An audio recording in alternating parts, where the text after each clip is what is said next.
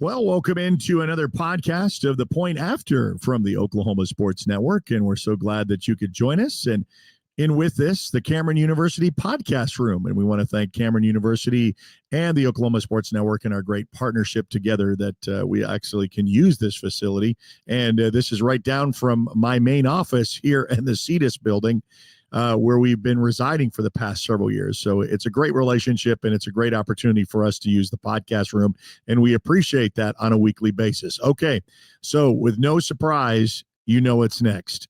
Yep, it is week 10 of the high school football season, and Tracy Mussett is going to join me from V-Dawg Media.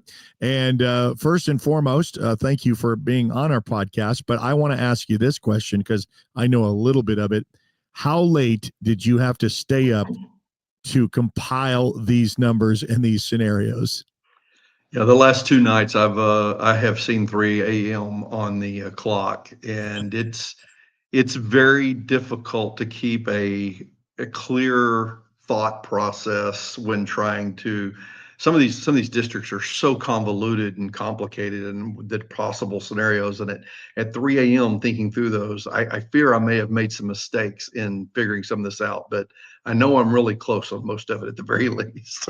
Yeah, well, and I appreciate the extra effort that you put in, and I'll do this in basketball season too because it can get hairy. And I want to review a little bit because it does affect some Oklahoma Sports Network teams.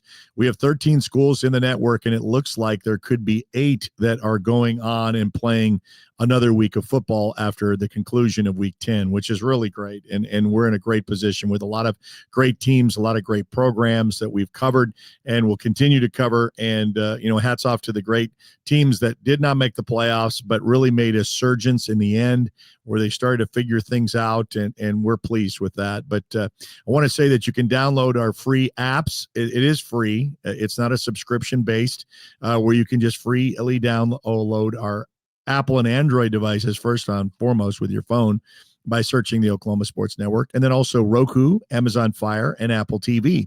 That way you can have it in your TV, in your home networks. And then YouTube, you can subscribe to our YouTube channel. We're on all of our live presentations are on YouTube, and then Facebook. Social media, just follow us on Facebook, Instagram, and X. So, Tracy, we're going to pick your brain a little bit. We're going to go down with what I know from what I want to, start off with the area that I cover.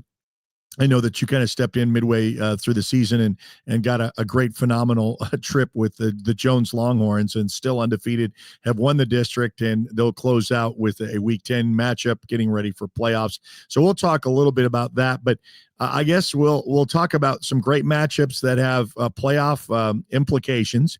And I'll start with 5A1 only because that's where I reside mostly because I cover the MacArthur Highlanders. And what we saw in the very beginning of the season, and sometimes it doesn't happen this way. Sometimes, and I don't know how, I don't even know why. Even 5A2 is the same way. The top teams didn't play each other until the latter part of the season. Sometimes I've seen it like in the beginning, sometimes it could be in the middle, but for both of these, 5A1 and 5A2, both have seen those critical games come down to the last 2 weeks to really figure things out. And we'll start off with the 5A2, which is a little bit easier for me to kind of, work through a little bit because it's kind of like with 5A1. You have Carl Albert, who had an exciting finish against Guthrie. And if you missed it, you can watch that on demand on the Oklahoma Sports Network. A lot of us were kind of peeking over there and taking a look at that score when it was like 14-14, 21 all, 28 all. It just kept going and climbing. And Guthrie had a chance within 5 points to win that game on the 4-yard line, and Carl Albert's defense kind of stiffened, and they weren't able to dump it in. So Carl Albert still leads, but they will play a team that took Guthrie to overtime, and that's the Altus Bulldogs, and that's going to be a road trip for Carl Albert, and that's going to be at least a 2-hour bus ride, 2.5-hour bus ride to go to Altus to play the Bulldogs, who had an undefeated season coming into the Guthrie matchup. Then they beat Lawton High. So, it's Carl Albert's to continue to win as district, but Altus could have something to say with that, and that could throw it into a three-way tie, which could come down to points. So now outside of predictions, do you have any of the numbers of what needs to happen, like for Altus, if they were to win, if they, how many points, what is those determining factors in that matchup? Well, if Altus wins and defeats Carl Albert this weekend, they just need to defeat Carl Albert by 3 points or more. 74 points already for Altus, 80 for Carl Albert. Guthrie can max out at 71 points. So both of those teams already have more points than Guthrie. Guthrie only has 56 district points now. You can only gain or lose 15 points per game. You only gain or lose one with an overtime, regardless of what the final score is. But Altus just needs to, if they get the win, they need to match or have a high or more district points. They're sitting 6 points behind Carl Albert right now. So if they got 3 district points or won the game by 3 points, not in overtime, then Altus, with a Guthrie win or loss, either way, it really wouldn't matter at that point. But if Guthrie wins, it's a three-way tie. Altus needs to win by 3 points. Okay. Wow. Well, it's kind of simple math right there. And so, and if they don't, then 1, 2, and 3 is just right in order, because Guthrie already beat Altus. So then you can have 1, 2, 3 and finish. So there will be some eyeballs about how that game plays out. Let's see how Carl Albert, after an emotional win with a foe, does on the road. I mean, a lot of points were scored in that game. And so I'm sure they're going to want to look at their defense. I know that may play into their hand, because they are good pass defenders, and Altus is a primarily passing team. I think they only run the ball very few times, just to kind of keep you honest throughout the season. And that is so reversed in from Altus's folklore from back when they played the flex bone and they were running it primarily and hardly ever passed it. But Coach Reed has really got something special going on, and his son really making a lot of heads turn as a freshman. Okay, so we're going to flip over to 5A1, which also could be a three-way potential tie for first place if the MacArthur Highlanders go on the road and beat Bishop McGuinness. Now, Bishop McGuinness is kind of the quiet 5A team that's undefeated, that no one's really talked about much, and they've not really got a lot of respect. And I saw a little video clip of the quarterback that came in a conclusion of winning over Newcastle, and they just kind of had that chip on the shoulder that no one's give us any respect. They don't think that we can win any of these, and they just continue to win. If they do so, then it's 1, 2, and 3, just like that, because MacArthur has lost to Newcastle. But if MacArthur was able to get a win, the only scenario that I see, and you could maybe correct me if I wasn't given the right information, if they beat Bishop McGuinness by 9, they're in second place. If they beat them by 10, then they're in first place. And that is the tiebreakers, because we've talked about this at length. It comes down to district points when it comes down to these ties. Yeah, absolutely. They're 19 points behind right now, so they need to overcome that 19-point deficit. 10 points gets them there. There's no half points available, so they need to win by 10. Now, the crazy thing that could happen is Newcastle could lose to Southeast. Southeast is not terrible. I don't foresee that being a realistic probability, but if Newcastle were to lose, and MacArthur then would only need to beat Bishop McGuinness by even 1 point, and they would be district champions. So there is that path as well. Okay. And, you got to put those out there, because you still got to play the game. And, there's all kinds of scenarios with that. And I'm kind of glad that someone like you stays up till 3:00 in the morning to kind of go over that. I do really appreciate that. Okay, so that kind of covers those. That is the drama and put into it. What's not so dramatic sometimes in 4A, for example, Elgin has already won the district, so they don't have anything outside of pride to play for. They're playing their rival with the Cash Bulldogs on senior night, so they're at home. And then I guess you could say the same thing for Tuttle on the other end. So you got 1 through 4s in the 4A branch. How is that looking? And especially on the other side of the state, where it is kind of a little bit more tight as it looks like. Yeah, so things are pretty wrapped up on the western side of the state as far as the district championships are concerned. Now, Cash, that is a very important game for Cash because Cash is sitting in a three-way tie with Clinton and Weatherford right now. So if somehow Cash could manage to find a way to defeat Elgin and they could find their way into hosting a playoff game, that would be huge for them. Again, not a likely scenario, but every game, every time you step on the field, it's a possibility. Ardmore in District 4A2 needs to get the win and go ahead and secure their runner-up position in the district and get that home playoff game. The District 4 and 4A is the one that really gets hairy with Broken Bow, Ada, Salisaw, and Poto. And Yeah. it got a little more clear last week, potentially, when Poto dropped a game to Hilldale. But it looked like it was going to come down to 2 games this week to decide 1, 2, 3, 4. Now there's a lot more in the mix. Hilldale is back in the mix, getting that win over Poto last week. But Broken Bow and Ada, Salisaw, Poto, Hilldale, all vying for position and playoff positioning there. That's a pretty exciting district. And those teams are all dangerous playoff time as well.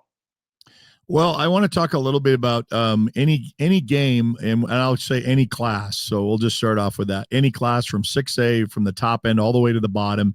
Is there any other games that are going to be clock watchers as far as scores, and then also matchups that are intriguing to kind of close out this season? Well, let's hit another OSN team real quick. The Del City Eagles have the big matchup with the Pryor Tigers this week, and that's for the district championship. Whichever team wins that will end up being the district champion. So that's a huge game. Pryor's undefeated on the city. Del City had an early loss, but is undefeated in district. And that's going to be an exciting game to watch. That's one that, though I will be covering games, one that I would really enjoy jumping in and catching some of that one on the Oklahoma Sports Network this weekend. Yeah. Go ahead. I'm sorry. No, I'm go ahead. Over in 6A2, you've got a couple of really exciting matchups. You have Piedmont and Putnam City. Putnam City has this phenomenal quarterback that is lighting things up. They got the win over Choctaw, then they dropped the game to Stillwater. Then last week, Piedmont found a way to defeat Stillwater in a low-scoring game. So Piedmont's sitting in a position, get a win, get a district championship. Putnam City is sitting in a position where there's just a lot that could happen in that district. There are 5 pretty good teams and 4 extremely good teams in that district. And in the other 6A2 district, you have 2 undefeated district play teams matching up. Sand Springs and Sapulpa playing. Sapulpa coming off a big win over Muskogee last week. Sand Springs still undefeated in the district. And so you've got that big matchup coming up for district championship. And 6A2 is an exciting weekend at the top end of 6A2. Okay, the lower classes, we were talking a little bit about Jones, kind of in the driver's seat and really have not looked back. I mean, not that you always get this really tough stuff when you get in the Final Four, because then, when you get into playoffs, you're already divided up, with the 32, only 16 make it in. After week 2, you're down to 8. And then when you get to that 4, then, these are the best 4 in your whole class across the state. So you should be really good competition at this point. So what do you foresee with Jones, kind of clearing out, and how does it look like for them shaping up to start playoffs after this week? Well, Jones has Blackwell this week. Blackwell has not won a game this season. Jones is undefeated, so you expect Jones to just roll on through that game. And the reality of it is, we often talk about not looking past teams, but the reality of it is Jones is probably already thinking past Blackwell and looking at the playoffs, and even their first week playoff matchup. They will be hosting Little Axe for the playoffs. That's locked up already. And typically those 1-4 matchups in the playoffs are not real competitive games. Sometimes, occasionally they are. Don't really expect that one to be. So Jones will be looking to see at this point, Jones fans, I'm sure, especially, are already thinking about who do they get to play in the second round of the playoffs. Yeah. Any other game that intrigues you to close out week 10? I mean, like I said, any class wise? it really talked about some of those games. There's a interesting game in 6A1 between Mustang and Norman, but I think Mustang has established themselves already as the lead in that one. In 2A1 though, with the class with Jones in District 4, you have two teams playing who are both undefeated on the season, two 9-0 teams meeting, the Wow. Metro Christian Patriots and the Sequoia Tahlequah Indians, playing for 1 and 2 in district, and both of those teams highly ranked and will be competitive come playoff time. So that's a big game in 2A1. Would you give any And prediction on that, or what you feel who would win that? it's really hard to figure those things out. You go and you kind of look at how each team handled their common matchups during the year and see if you see a trend that one seemed to be a little more dominant. Often in the smaller classes, we don't get a lot of information. We never know about injuries with high school football in the small schools. And so we don't have a lot of detailed information, but just kind of looking back through the history of the season, I'd give Metro Christian the edge in that one, but I would never write out the Indians and the huge following that Sequoia Tahlequah has with their fan base and the difference that can make. So And where is that game being played? that game, that's a great question. I have to go back and look at All that. right. Well, I just didn't know, like a home Yeah. field couldn't have a play. And if you got, a good fan base with that. Tracy Mussett joins us from V-Dawg Media. And, okay, a personal question now I'm going to ask you because I asked you how many hours you spent with it. What got you into these statistical matchups with numbers? Because, there's another Chris Evans from the Guthrie News page is very similar to you. I mean, it's like they'll stay up and he did late reports. And, what fascinates you with the the crunch time of getting down these matchups and how they did? How long have you been doing it and what got you into it? Well, so first of all, I will answer your question you asked me before that. The game is at Sequoia High School. And so big advantage home crowd to the Indians in that game. But to answer your question, appreciate that you asking that.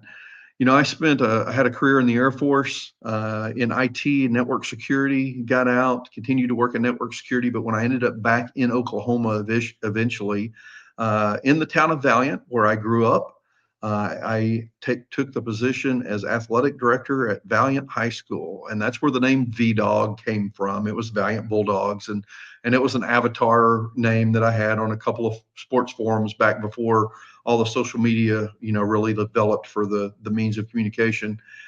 But as the athletic director, we had during the time frame there in the early 2000s, we had a really competitive basketball team, state tournament team, and then had a really good run with Coach Brett Jones, who's now the head coach at Sophomore High School, as the football coach there at Valiant. And we had a lot of fans that weren't grandmas and grandpas that are not used to looking at all of those statistics and matchups and trying to figure out, well, where will we play next week? Or, about week 7, they're going, well, are we going to be in the playoffs? Where do we play in the playoffs? And so I started taking a good hard look at that and trying to communicate with the Valiant fan base, which as I began to make some info available, I had other schools reaching out, hey, can you do this for my school? And it has just grown over the years from basketball, playoff basketball brackets, to do crunching the numbers during football season on the possible scenarios and who might play who and how that plays out. I have an absolute passion for high school sports, not only watching the game, obviously bringing the game to fans via play-by-play, but I love watching the players develop over their 4-year high school career, but I also love watching coaches develop and change and grow in the way that they call games and plan for games. So it's just kind of developed from that passion and love the atmosphere. And I spend a lot of late nights this time of year and in the middle of basketball playoffs doing this stuff. Yeah, well, and we appreciate that too. And that's why we do what we do and following these programs as we do with 13 schools in the network. And I know we got you, you've done basketball for us and some football. And then, of course, we throw you into the Jones mix for this year and to finish out. And that's been, really good and a good run for you as well. And so give you an opportunity because cross promote in some ways, they can connect with you because you have some social media presence where people can get lost in the numbers with you if they'd like. And where can we find you? At V-Dawg Media. It's VDAWG, at V-Dawg Media on Facebook, on Twitter, or X as it's now called. I do have Instagram presence, but I'm not going to suggest that you try to find me on Instagram. I need to work on that one. Okay, that's all right. We kind of try to cover all the platforms. We understand that. Well, we appreciate your time, appreciate your calls in the booth, and look forward to closing out with Jones in the regular season, week 10. We got a lot of great matchups. In fact, we already covered all of those that we're going to be watching a close eye with that could have big implications. It's not just finish out the season week 10, but for playoffs for the following week. And we'll kind of get that rundown probably with you next week about scenarios, matchups, and who's going where.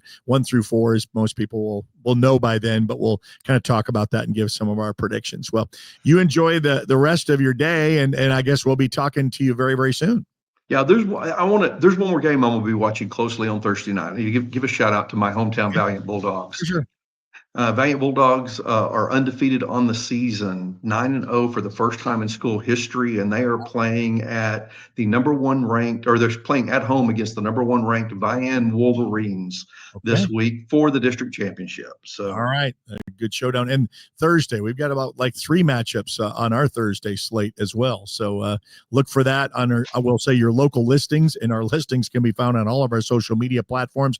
When you go to our website, you can subscribe to our free weekly newsletter. Over 9,000 goes out each week to all the different emails to say what we've got coming up and what our broadcast schedule looks like, so you can follow us there as well. So for Tracy Mussett for V-Dawg Media, and this is another presentation of The Point After from the Oklahoma Sports Network.